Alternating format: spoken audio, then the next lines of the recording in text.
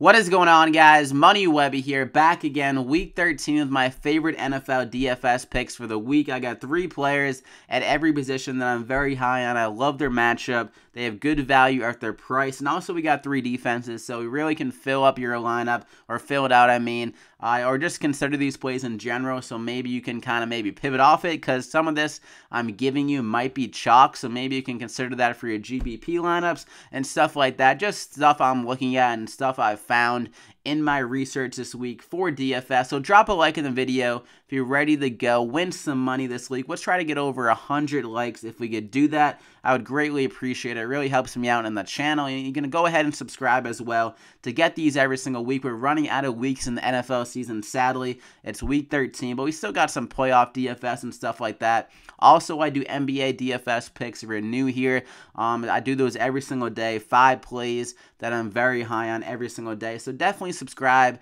to get the videos or whatever in every week. But let's just get it going here. Quarterback, 3 guys. I'm trying to pay down a quarterback in general this week. I see a lot of guys at a low price that I can see having just return a lot of value this week. So first off, Case Keenum, 6,000 going against Atlanta. Atlanta is a middle-of-the-pack defense when they're fully healthy, but they're not going to be healthy in this game with Desmond Trufant being out, their best cover cornerback by far for this team. So I think Case Keenum has a very good matchup here.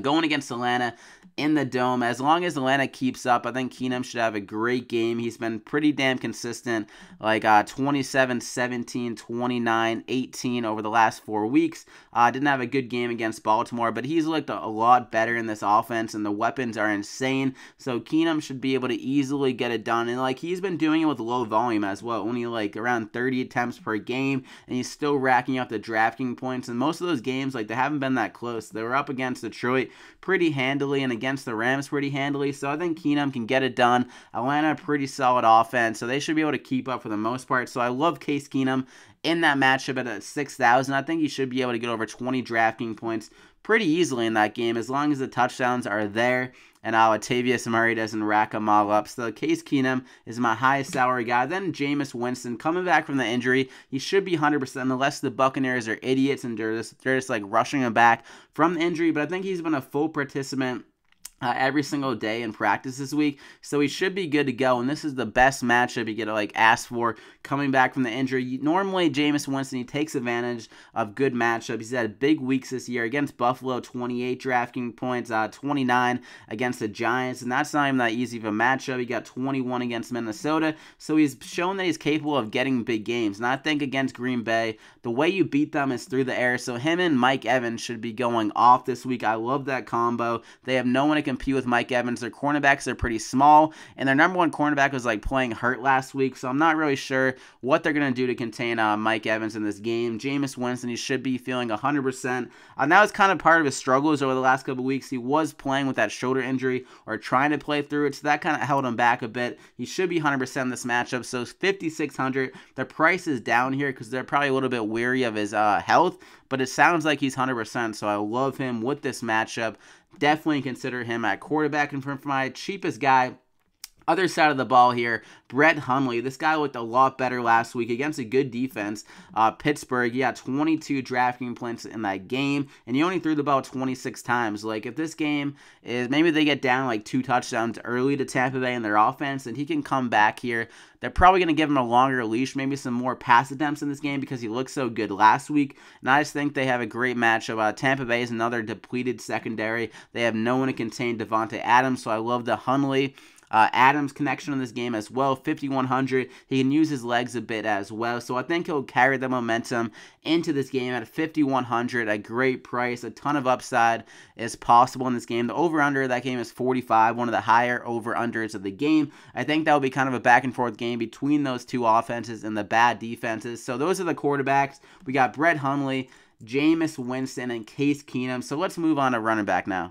So looking at running back, one of the guys that really stands out to me is going to be Todd Gurley at the top at 8,200. A true bell cow running back. Gets a ton of snaps for his team. Last week, he got 69 out of the possible 77 snaps. So I think he'll get a lot of work here. Going against Arizona, he had a huge week against them earlier this year. In week 7, 22 carries, good for 106 yards. And also got a lot of work in the receiving game. 4 catches for 48 yards against Arizona, 28 DraftKings points. So against this Arizona team, again, they're down Robert Woods for the Rams, so that kind of opens up some more possible targets for Todd Gurley. And also they got Patrick Peterson on Sammy Watkins, so that takes away another receiving weapon as well. So I think Todd Gurley is going to get a lot of work here, get over 20 carries. He hasn't had a game where he's gone over 20 carries since that game in Week 7 against Arizona, so I see them getting back to that, some more run-up, like pound and ground and pound game here against Arizona, and they should be up. A positive game script should be going on throughout this game, so that means some more possible carries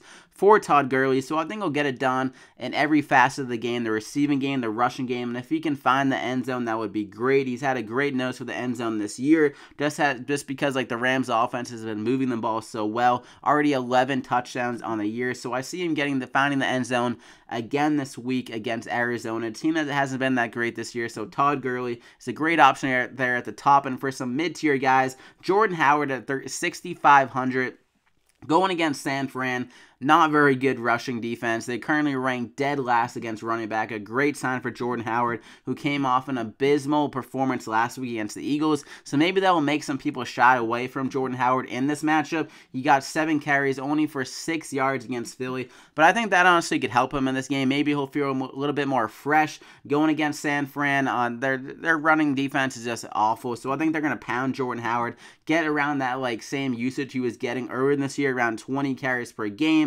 I mean, that's really how you beat San Fran. You pound the rock, and you can throw the ball as well, but the Bears really have no receiving options, so Jordan Howard is going to have a huge game, I believe, in this game. He's shown good upside, even on this bad offense. He got 21 DraftKings points against Detroit, 21 against Baltimore, 35 against Pitt, so he's had some big games, and those matchups weren't even that easy as well, so this is a cakewalk of a matchup against San Fran. I think Jordan Howard can definitely get it done. Chicago has one of the best run blocking offensive lines in the whole entire league. So Jordan Howard, great spot there for him. And my last running back is going to be Dion Lewis against Buffalo. Another terrible rushing defense, ranking 30th against running backs so far in the year. And Dion Lewis has looked friggin' amazing over the last few weeks. I got 15 carries for 112 yards last week against Miami. Good for 15 DraftKings points. He didn't even find the end zone in that game. So if he finds the end zone in this game, he's going to easily return value going against Buffalo. Ever since they got rid of Marcel Darius, he was their cog on the defensive line. That really stopped their running defense. Or stop their running game for their opposing offense. They're just been getting gashed by running teams. Like we saw Mark Ingram, Alvin Kamara both go over 100 yards in that game a few weeks ago. So I think Dion Lewis can get it done, maybe get over 100 rushing yards again here in this game. A guy that's looked absolutely amazing for the Patriots. I think he'll get over 15 carries, honestly, in this game, as the Patriots should have a positive game script as well going against Buffalo. And Rex Burkhead is the only one that really can stop Dion Lewis from having a crazy game this week against Buffalo, but I don't see seeing him do it. Dion Lewis, definitely throw him in your lineup. So that's my running backs. You got Dion Lewis there at 5,500, Jordan Howard at 6,500. Then you got Todd Gurley at the top at 8,200. All great plays and great matchups that can get it done with some high possible upside in their matchups. So let's move on to wide receiver now. So looking at wide receiver, the first guy I'm very high on is going to be Mike Evans at 7,100. Going against Green Bay, they've extremely struggled stopping wide receiver ones this year, and that's not going to stop against Mike Evans. He gets Jameis Winston, his buddy, back in this game, going against Green Bay, and it couldn't come at a better time in this matchup. The targets still have been there this year without Jameis Winston, with Ryan Fitzpatrick taking over the helm the last few weeks. Targets still there, but I think with Jameis Winston, he can really reach that upside that he showed last year, and also a bit earlier this year, where he got 21 against Buffalo, 22 against Chicago. So I think this sets up as another big game here for Mike Evans, going against Green Bay, one of my favorite games to target here. Both these secondaries really suck, so I see a lot of passing in this game. So maybe that opportunity for more plays in this game with them passing the ball, less like clock chewing in this game. So Mike Evans, just a great matchup in general. 7,100. The price is down a bit as well. Maybe they kind of price that like Jameis Winston wasn't playing, but he really hasn't had that crazy game, so maybe that's part of the reason as well. Mike Evans, we saw Antonio Brown just absolutely destroy Green Bay last week. I see Mike Evans doing that, and also Deshaun Jackson is a bit banged up this week, so maybe some more possible targets for Mike Evans in that game. Next up, Davante Adams, 6,500 going against Tampa Bay. So like I said, I love this matchup. They currently rank dead last against wide receivers, and Davante Adams has looked great the last couple of games. With Brent Hundley throwing the ball, he's getting more of that target share. Jordy Nelson, it kind of looks a bit washed up. It looks like the age is starting to catch up to him. And without Aaron Rodgers, they don't have that great chemistry that Rodgers and Jordy had, like Hundley and Davante seem to have. So I think Davante Adams is going to have another big game here. His target and usage has been very consistent, around 5 to 7 catches for some yardage over the last few games, and he's gotten a lot of red zone looks as well. So I think Davante Adams is going to have a huge week here going against Tampa Bay, another terrible secondary. So Davante Adams, a great play there, and also he's a great in the red zone, so he can easily have a big game if he's catching those touchdowns. And lastly, Cooper Kupp, 6,400 going against Arizona. I mentioned this with Todd Gurley, but with Sammy Watkins being locked down by Patrick Peterson, that's really going to open things up for Cooper Kupp. And without Robert Woods, he saw some more targets. He saw 11 targets, good for 116 yards against New Orleans, and he finally was able to reach that upside that he definitely has. This guy reminds me of Wes Welker so much.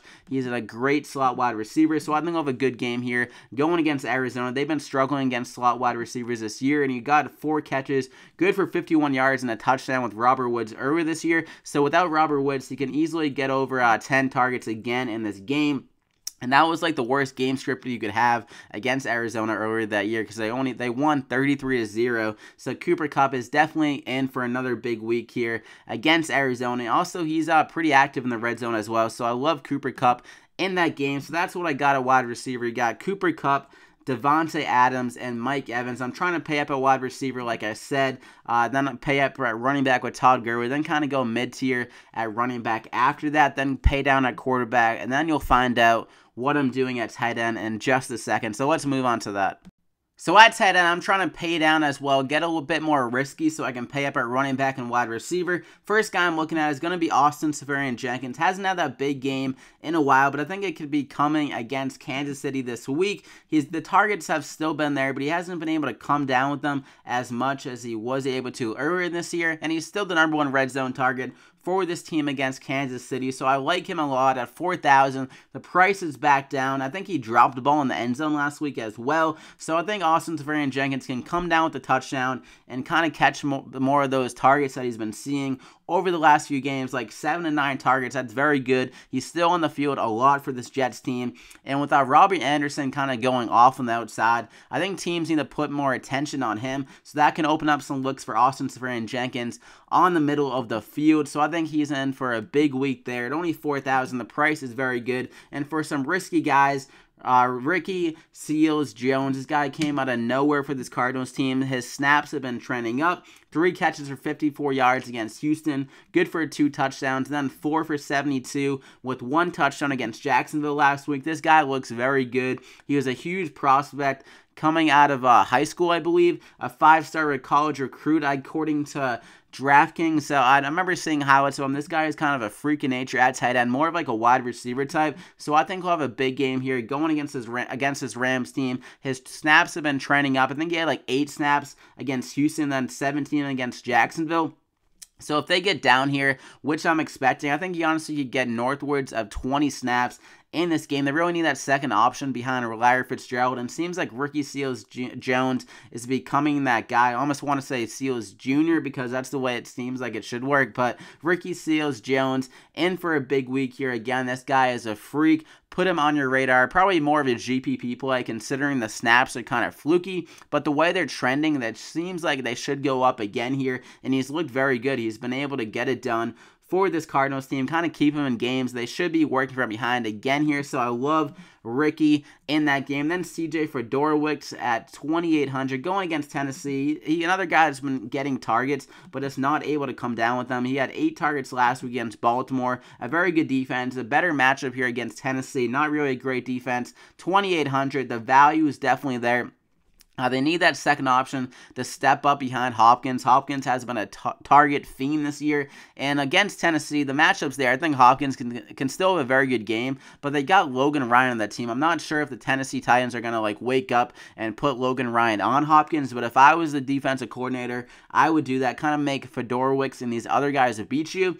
I'm not sure if like these defensive coordinators know that Hopkins is very good. They're paying him like a ton of money, but you got to go with CJ Fedorowicz, I think, in this game. I mean, like the Titans should make Fedorowicz beat them. So I think Fedorowicz can get a lot of targets here, similar to the 8 he got against Baltimore, and come down with some more of those balls. 2,800. He doesn't need to do much to return value. Kind of more of a GPP play again, but his price is so good you can pay up at running back and wide receiver and get more of those safe options there. Then kind of take the risk at tight end and hope that they pan out. I mean, tight end is always kind of fluky there. Like if a guy gets a touchdown, they're normally like a top 10 tight end for the week. So keep that in mind. You get Austin Seferian-Jenkins, Ricky Seals-Jones, and CJ Fedorowicz. So let's move on to defense now. So at defense, there's not really some like cheap defense that really stand out to me. So I'm trying to go with the kind of the top options here. Jaguars, Chargers. I mean, they're pretty damn obvious here. 4,000, 4,500. If you can fit them in your lineup, I would 100% do that. They seem by far the safest options this week. Going against Cleveland, I mean, whatever his name is, DeShone Kizer, that guy is a walking turnover and a walking sack. So I think the Chargers can easily get to him and get a lot of sacks in that game. They have one of the best pass rushing units in the league, and also the Jaguars have a crazy pass rushing unit as well. Going against Indianapolis, and if you weren't aware, against the Colts earlier this year, they got 10 sacks against them. So they're capable of another monster game there.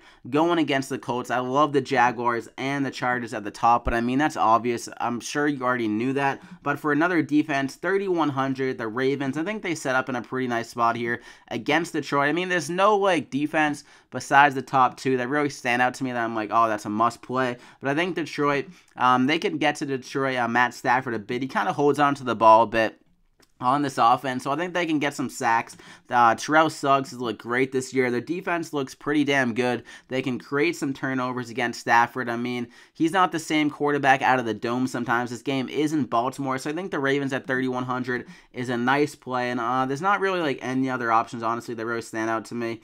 When I'm looking through right here, like there's like nothing really that stands out to me at the 2,000. Maybe the Vikings have a good game there at 2,700 with Julio Jones being matched up against Rhodes. Maybe the Vikings can kind of give Atlanta some fits there because they're one of the better defenses in the league. The Saints is a good option as well, 2,800 I believe. Their defense should be healthy with Lattimore and Crawley back in that matchup, and they had friggin' Carolina just like crying that matchup earlier this year. What'd they get against Carolina? Let's see. They got 14 in that matchup. So I think, yeah, the Saints could be a nice little play at 2,800. But I'm probably trying to go with these two top juggernaut defenses, Jacksonville and Chargers, at 4,000 and 4,500 respectively. So keep that in mind, guys. That is all I got for this week. You got your defenses, your tight ends, your wide receiver, running back, and quarterbacks. I hope you guys enjoyed the video. Go ahead and slap a like on it if you did. Like I said, we'll try to go over 100 likes on this video if you guys enjoyed it, got anything out of value. Definitely go ahead and do that. You can go ahead and follow me on Twitter at MoneyWebby for any updates on these plays. I mean, injuries happen. It seems like everyone's just getting hurt this year in the NFL, so you never know what's going to happen between now and Sunday. And also subscribe to get these plays every single week. Sorry for no video last week. I tweeted it out, though, on Twitter. I was going to upload it on Saturday. I'm not sure if I said that in the beginning of the video. I forget, honestly, but yeah, definitely subscribe. We'll be back here again next week around the same time, around Friday, because these injury reports kind of give us a better sense of what is going on every single week, and also some weather can kind of ruin some things. So good to keep that stuff in mind. Definitely keep it locked here, guys. Next week, we'll be back with some great plays. And follow me on Twitter. Like I said, I'll be tweeting out 2 lineups on Sunday, like an hour before, 30 minutes before the slate starts. So keep on the lookout for that. So I wish you guys the best of luck on this 13-game slate here on Sunday. Football is always friggin' great. So I wish you guys a great weekend. Enjoy your Sundays. And we'll see you back here in Week 14. Crazy. Time is friggin' flying.